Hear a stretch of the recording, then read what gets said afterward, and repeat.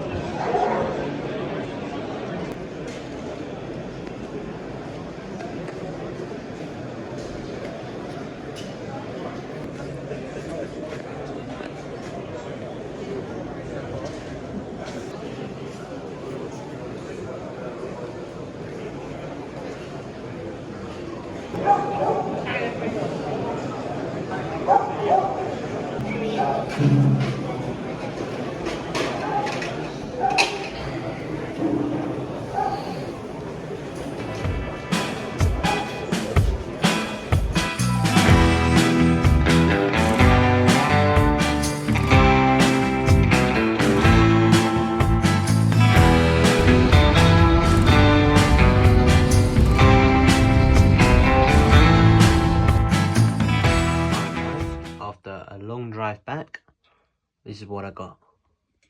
So I'll just go from over here. Alright, so starting off with this Pigmatic cover. It's transitional, probably 44 dated. The date is hard to tell. And then I'll pop a Pigmatic in there just to show you. So if that, you can kind of see how it goes together. That goes around there, loops in through there, then hooks onto the back. And you tighten that up. Then you get the handle. And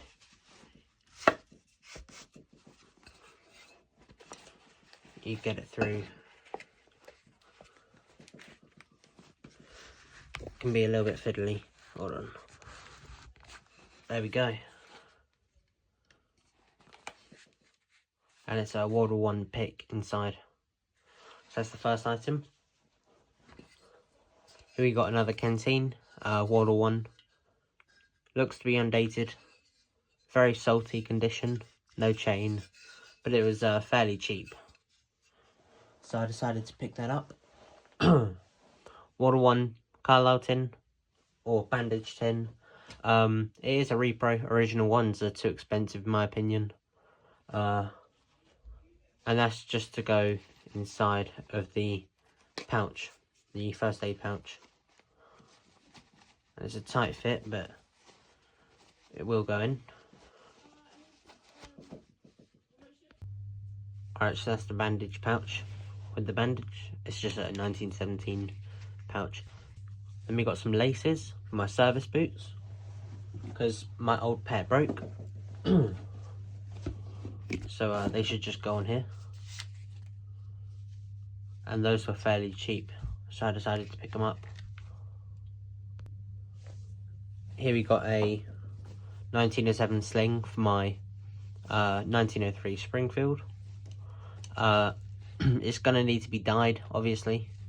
or stained a different colour because it's way too light. But that was a very cheap price, so I'm not going to complain. Muzzle cover for the M1 Carbine or the M1 Garand. This one is 44 dated, EA brown. I've got quite a few things made by that company, but it's nice condition, transitional. Pistol belt. This is a very worn looking pistol belt. You can still see where it says US. The date is long gone.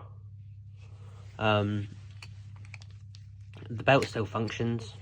It's just very worn out and rusty. More of a display piece than anything. But again, it was a very good price.